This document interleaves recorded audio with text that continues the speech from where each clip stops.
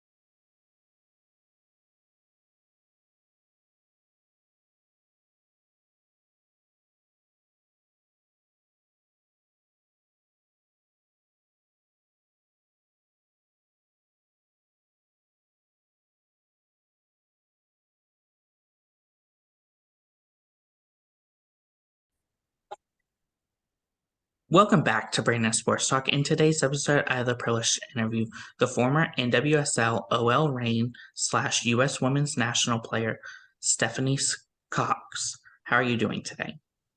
I'm doing great. Yeah, I'm excited to get to talk to you about my playing career. Thank you. Can you talk about what it was like playing for the Portland University? Yes, getting to play at UP was pretty awesome. We just had a kind of a legendary program at the time. It was under Clive Charles. He had been there for a long time and had helped develop this kind of program and following of fans. So at UP on a Friday night, women's soccer was the place to be. And I got to play with some great players like Christine Sinclair, and then Megan Rapinoe came in after, and with her twin sister Rachel Rapinoe. And yeah, a lot of special players. My goalkeeper Corey Alexander was a freshman as well, and she just was named the associate head coach at Cal. And so, yeah, just a lot of special players and great moments to represent the pilots. What was that experience like getting to put on that pilot's purple jersey? And what were some of your accomplishments throughout your career as a pilot? Yeah, I think as a freshman coming in, you're not quite sure about what you're getting yourself into, but definitely over time, you get to see that you represent more than just yourself. You represent the players that came before you and the players that you're playing with, who are all determined to, we were all focused on winning a national championship. And that took a lot of focus, a lot of commitment in the spring season, a lot of hard work, and throughout the season just being dialed in. And I know as a backline, like we weren't just about shutouts, we were about like limiting how often the team would score, or not even score, but how often the team would shoot. So we were pretty intense. And I think we won several conference championships throughout my time there. And then as a sophomore in 2005, I went on to win a national championship, but not without, adversity. Fortunately, we didn't have any major injuries, and that was massive for us. And that was a year where there was no World Cup, there was no Olympics, everyone was there, and we were just able to come together and just believe in each other, believe in the special team that we had, and went on to beat Penn State in penalty kicks in the semis, and then beat UCLA in the championship. Of course, after your time as a collegiate player, what was it like getting into professional soccer? I definitely think that the environment at UP, prepared me to be a pro. And while I was there at Portland, I also was with the U.S. national team and with the youth national teams. So, that environment is the most intense of all. And so that definitely prepared me for being a pro. And yeah, I was proud. My senior year of college, I was on the 2007 World Cup team. So there was a lot that I was trying to juggle, trying to graduate and perform at my first World Cup. I was the youngest player on the team, and yeah, it was a lot, but very proud to have been able to do that. And I think along the way, finding your support, finding your network. I know that the professors that I had at UP, they really helped me graduate, helped me brainstorm how to do a thesis, to use, my pilot team and my national team to do some research on athlete identity, and just to make the most of my opportunity. And they really helped kind of support me to be able to kind of accomplish it all. In your final year as a pilot, what was that like, balancing being a college athlete and a college student along with being a national player? Yeah, it was intense. It was a lot to manage. I don't think, reflecting back on it, I came back from the World Cup, and I was just emotionally exhausted. Um, I don't think I realized the intensity of it. I, hadn't ever done that, but I had had 2 youth world championships before, and was just able to come back and head into my college season. But I did feel a lot of pressure coming back and feeling like I needed to help carry the team, and I was just, emotionally exhausted. I remember doing fitness and just crying during fitness because I just needed a break. And I was young at the time, and I didn't know how to ask for that or take care of myself. You're just always told to keep moving on. And I think that really affected me. That fall I did finish. I graduated. I got married, finished my college season, and then went into the next year was the Olympic year. And I think all of that just contributed to me being overtrained and tired, to the point where in May, the coaching staff sent me home because I looked too tired. Fortunately, I was able to rest, take 2 weeks off. There was an injury, came back and ended up making the team. But it took me a long time to kind of build back my confidence from playing through that overtraining.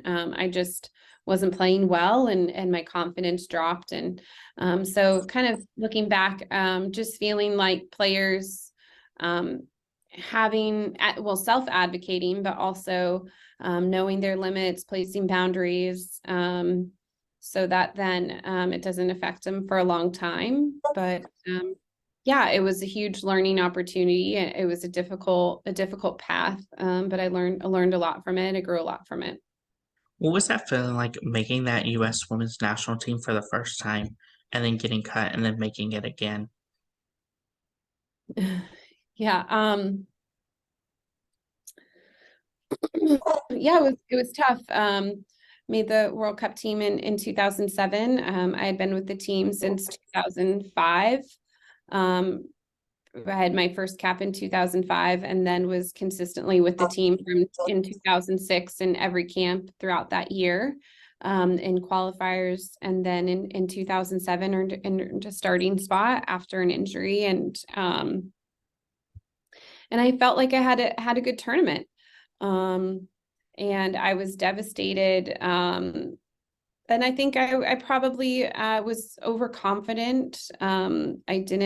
The new coach came in, and I didn't know how to receive her feedback. It was really difficult for me. And then coupled with being tired and overtrained, I was heartbroken to get cut and devastated, and coming back. Obviously I was honored. I remember there's a kind of a pre-sending off in San Francisco where we went and we got all of our gear, all of our Olympic gear, and it was pretty surreal. But as a player, I still was broken.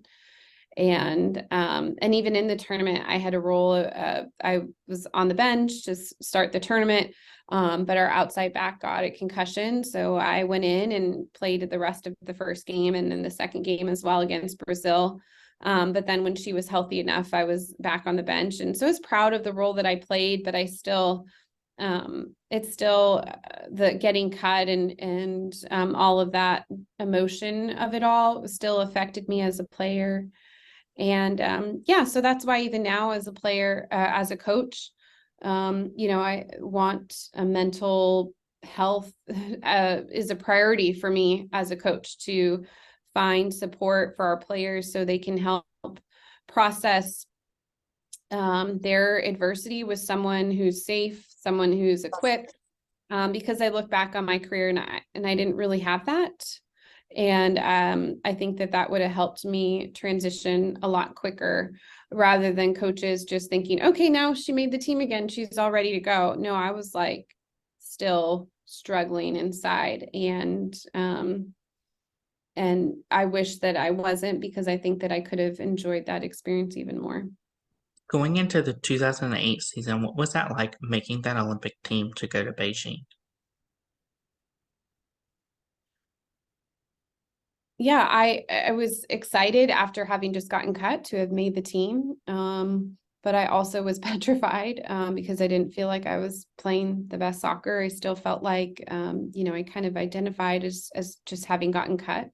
And that was hard for me to transition to then seeing, oh, now you believe in me. And so yeah, it was a really confusing time for me. I was so proud to have made the Olympics, to be on my way to Beijing, to get all of the gear and to be with my team. But inside, I was also just conflicted, knowing if I was up to the task to be the best that I could be for my team. Of course, once you got to Beijing, what was that like getting to compete with some of your teammates that have been legends and have been around the U.S. women's national team? Yeah, we as a team kind of went through a lot of adversity as well. So in our send-off game right before the tournament, Abby Wambach, our leading goal scorer, broke her leg. So she wasn't able to go to the tournament. And so how are we going to score? Our whole offense was really centered around her. And so yeah, it was tough. And even in the first game, we gave up the quickest goal in Olympic history at that time against Norway and lost that first game 2-0. But it was pretty special to see how players that maybe aren't quite as legendary, but still just made a massive impact in that tournament. I remember Angela Hucleys, who's now the general manager for Angel City, just stepped up and had a massive tournament for us. Amy Rodriguez, Natasha Kai, Carly Lloyd, a lot of players. We just kind of put together and played as a team and grinded our way back into that tournament and found a way to win against Brazil in overtime. Of course, for you as a player, what was that like getting to play with some of those legendary players like Carly Lloyd and Alex Morgan? Yeah, pretty special to I played in the 2007 World Cup with Christine Lilly, and then in 2008 still with Kate Margraf and Christy Rampone and Carly. Yeah, always with Heo. She was a stalwart, right? She's just a rock. And all of my young players that I grew up playing with youth national teams with, Tobin Heath, Lauren Cheney, and Amy Rodriguez, Kelly O'Hara, we all played on the U20s together. So pretty cool to see. And all of our journeys were different. We all had highs and lows, whether injuries or whether certain coaches keyed in on us or not. Megan Rapinoe, I grew up playing club soccer with.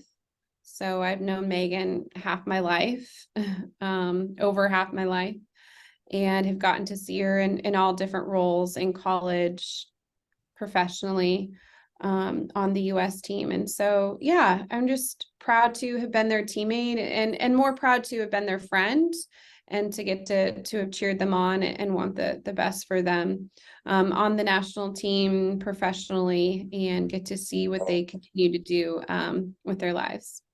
What was that feeling like when you got to put on your first national jersey and have your name on the back of it?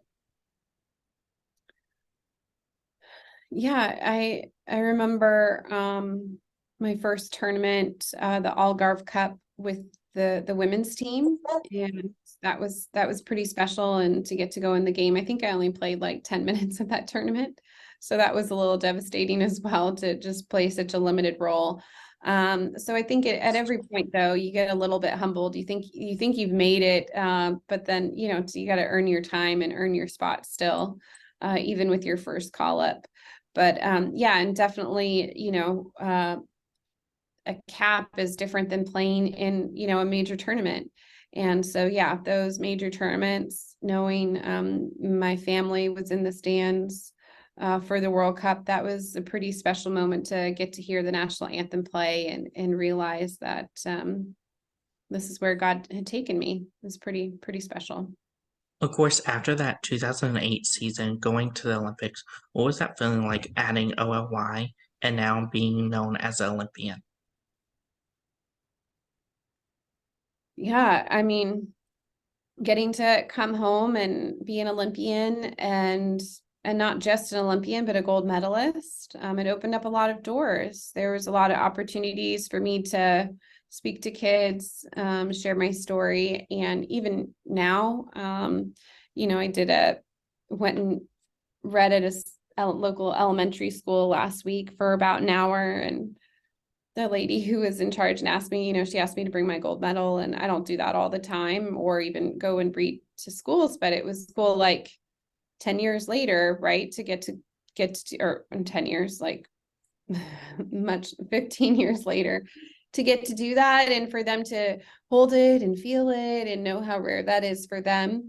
I think it's something, it's not a part of my everyday consciousness, like that I identify, it's not my primary identity. It's more as a mom and a wife, but as a gold medalist. And getting to share that with other people is special, and getting to share my story, and hopefully, inspiring them in their journey, and whatever that looks like. Of course, who are some of those players that you look up to when you were a player and now as a coach? Who are some of those players that you look up to as a coach?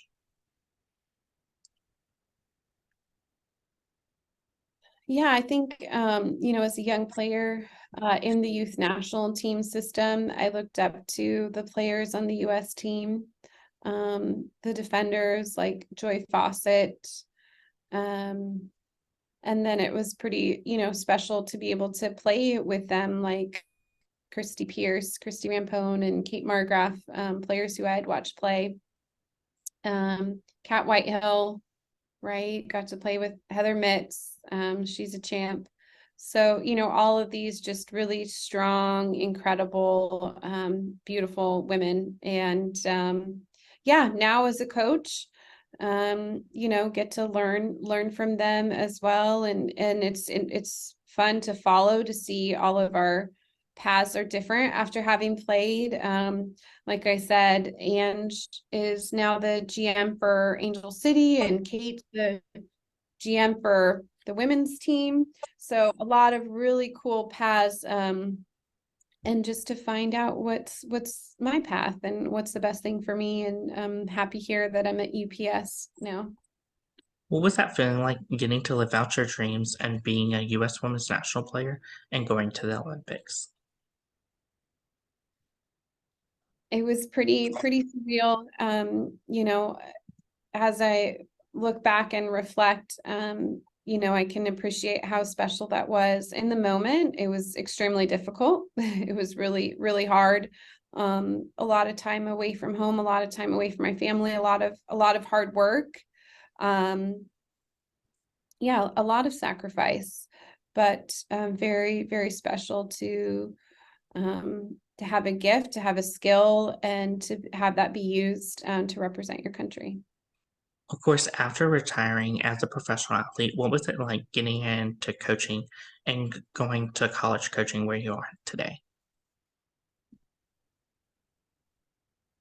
Yeah, so I kind of actually had two retirements. Um, in 2015, after that season, my daughter was 2 or 3, and I got pregnant with my second daughter, so I decided to retire to step back from playing. And I was coaching at a local high school at the time, and I coached there for 5 years. And in my last season of coaching, I was coaching with OL Reign, and decided halfway through that season that I wanted to go back and play. It was in 2019, and so the year of the World Cup, and we were searching for players because our roster was low. And I just thought, why not? Why not give it a try? So I went out there and played for the second half of the season, and went on to play for 2 more seasons after that.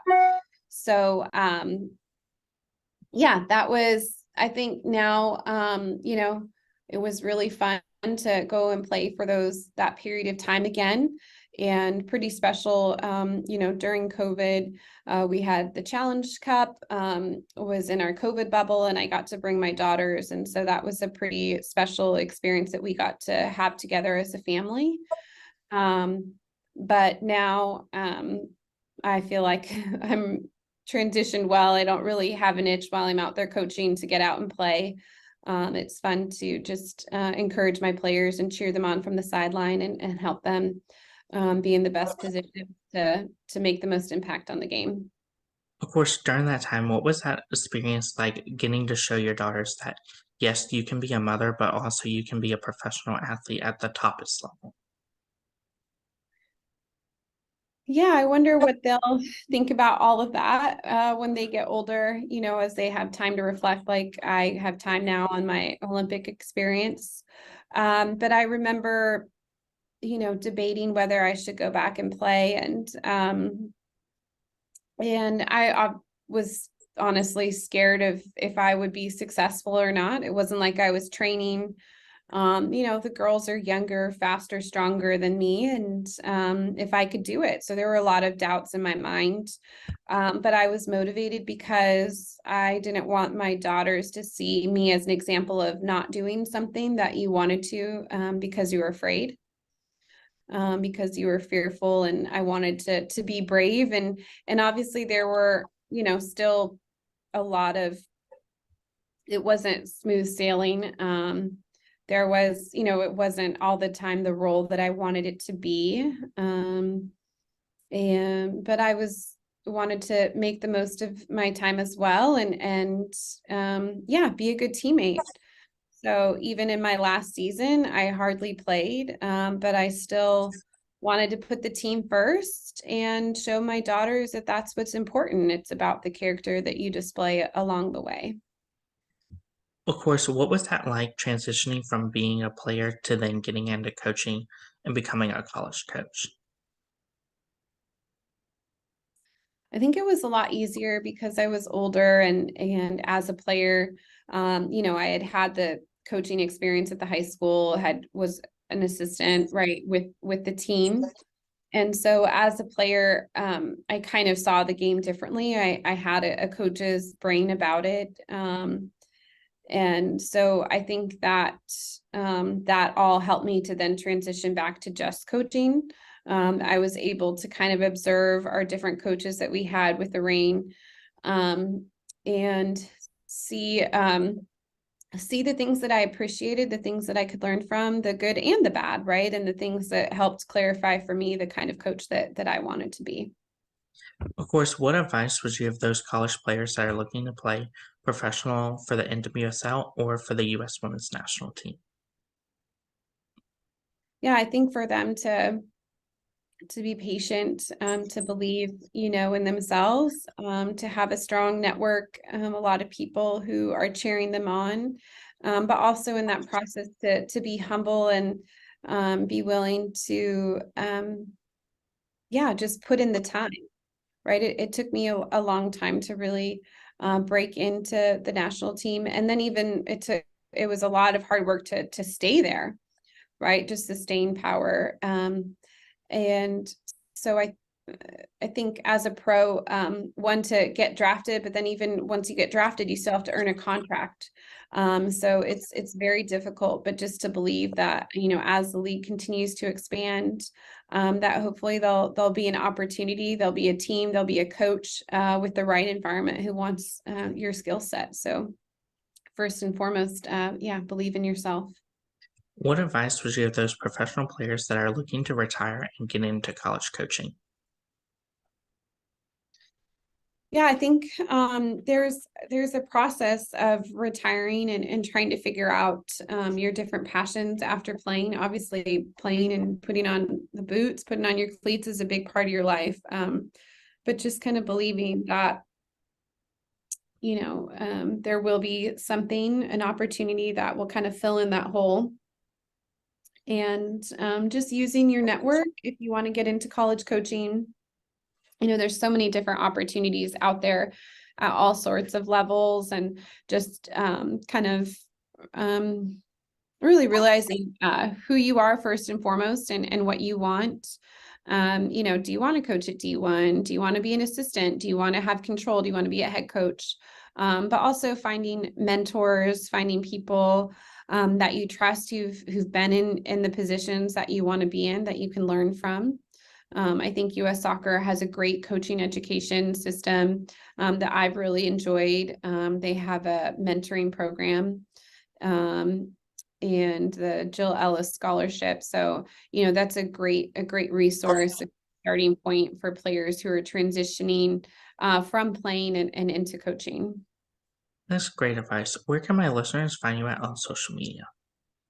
Yeah, I'm on Instagram at Steph Cox 14. I don't post very often. So I'm pretty quiet in social media. But I'm, glad that the listeners will get to hear this interview and hear part of my story through your podcast. Thank you again, Stephaine Cox, for your interview, and best of luck in your future as a head coach. Thanks, Brandon. I really enjoyed talking with you. Thank you. You can find Brandon Sports Talk on Facebook at Brandon Sports Talk, Instagram at Brandon Sports Talk, Twitter at Talk_Brandon, and you can find me on YouTube at Brandon Sports Talk. Don't forget to like, comment, and subscribe. Thank you again, Stephaine Cox, for your interview, and best of luck in your future. You've been watching Brandon Sports Talk. Please feel free to like, share, and subscribe to Brandon Sports Talk on social media and on YouTube.